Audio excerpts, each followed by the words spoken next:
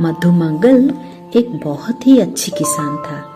उसके हाथ लगते ही फसल 4 गुना हो जाता था।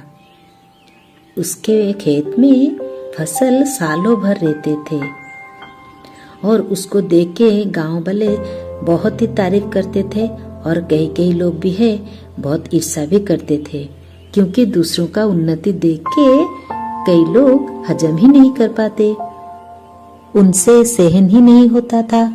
मगर मधुमंगल को इससे कुछ भी फर्क नहीं पड़ता, क्योंकि वो बहुत ही चालाक था। वो लोगों को देख के उनके साथ उसका व्यवहार करता था। इस साल भी उसके खेत में बहुत ही अच्छी फसल हुई थी। वो अपनी फसलों को 1 साल के लिए रख के और जो भी बचता था सबको बाजार में बेच के कमाई करता था। मगर इस साल उसकी कमाई बहुत जोर की हुई। इस साल जो भी फसल हुआ था वो 1 साल के लिए रख के भी वो उसको बाजार में बेच के बहुत मोटी रकम कमाया। इसको गांव वाले भी जान गए। एक बार एक चोर, उसको भी पता था मधुमंगल का कमाई इस साल बहुत अच्छी हुई है, इसीलिए एक रात उसने ठीक किया उसके घर में चोरी किया जाए, क्योंकि उसके घर चोरी करने से मेरे साल भर का खर्चा निकल जाएगा। ये सोच के रात में वो उसके घर में घुसने लगा। मधुमंगल को पता था उसका जो धन है उसको लेने के लिए बहुत सारे लोग कोशिश कर रहे हैं, इसीलिए मधुमंगल हर रात को सोने से पहले बहुत ही सजाग होकर सोता था।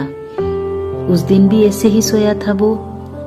उसको पता लग गया कि चोर उसके घर के अंदर घुसने की प्रयास कर रहा है।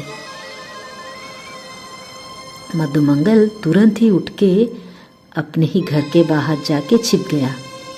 जैसे ही देखा चोर उसके घर के अंदर घुसने की कोशिश कर रहा है, तभी वो जोरों से चिल्लाया, हे भगवान, आपको कोटि कोटि धन्यवाद।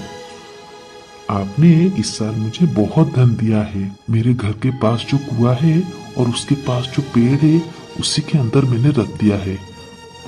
हे भगवान, आप मुझे ऐसे ही बुद्धि देना, मैं ऐसे ही ईमानदारी से बुद्धि लगा के काम करूं। चोर ने ये सब सुन लिया। सुनते ही भगवान को वो भी धन्यवाद देने लगा। हे भगवान, ये मधुमंगल कितना उल्लू है, उसने तो मेरी ही सहायता की है। हे भगवान, आज आपने तो मुझे बिना मेहनत के बहुत कुछ दे दिया, मैं कभी भी नहीं भूल पाऊंगा।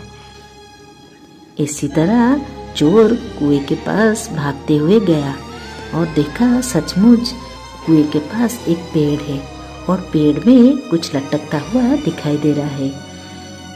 उसने सोचा, अच्छा, मधुमंगल का धन यहाँ पर है, ठीक है, अभी मैं उसको साफ कर लेता हूँ, मेरा तो 1 साल का खर्चा निकल गया।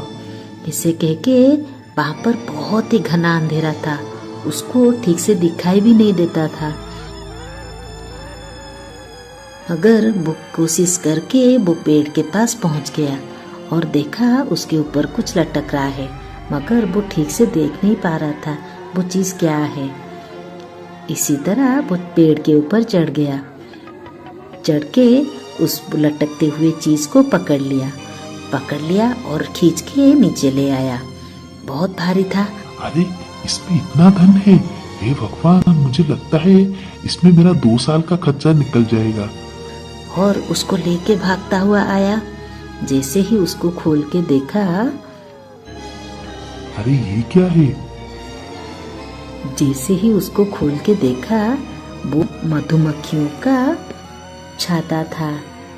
उसमें मधुमक्खियां इतनी संख्या में थी और छाते से सारे मधुमक्खियां निकल के चोर को इतने बुरी तरह से घायल किया, इतने बुरी तरह से उसको घेर गए। चोर बहुत जोर से चिल्लाते हुए, तड़पते हुए, हे भगवान, ये कैसी मुसीबत मैंने मोड़ ले ली, हे भगवान, ये क्या हुआ मेरे साथ। ऐसे चिल्लाते हुए मधुमक्खियों ने उसको काटते रहे। हे भगवान, मैंने क्या कर दिया, हे भगवान, ये मुझे कैसा दंड मिला। मैंने जीवन भर चोरी किया मगर ऐसा दंड मुझे कभी भी नहीं मिला। हे भगवान मुझे बचाओ बचाओ, आज से जीवन भर कभी भी चोरी नहीं करूंगा। हे भगवान मैं आज से कभी भी दूसरों के धन को अपना नहीं समझूंगा, उनको पाने की कभी भी कोशिश नहीं करूंगा।